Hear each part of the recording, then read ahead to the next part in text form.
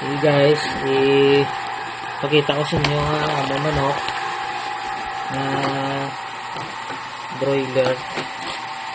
Ang iya tambok yan, hindi yellow, kundi puti. So, ipakita lang kita lang niya, hindi siya butas ng chemical.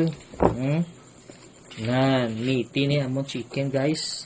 Wala ka dahil makita yellow nga yellow color nga pigments ang fats. Kailang kita ipakita ko sa inyo ang yan kabilog tumuusan sa ito nga susunod. Fix na niya na yan.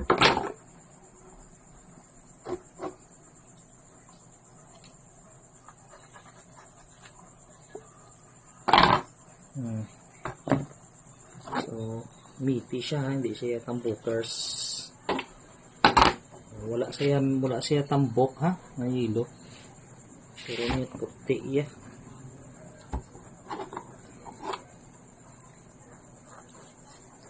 Wala guys, kung tanong tadi. So laki ni siya. Tara, ang batikulon. Kuhain niya, guys, tambok nga, puti ang tambok niya. So non-fat niya ito nga manok. Natural feeds ang mga napakaon So na short lagi ito mga nutritious nga pagkaon ng makaon. Okay, so muna diyan mo na produce ng chicken sa Limeri. Ang ginapakaon naman ang Hope Eco Feeds. Produkto sa barangay sa Antonio, Limeri, Iloilo. So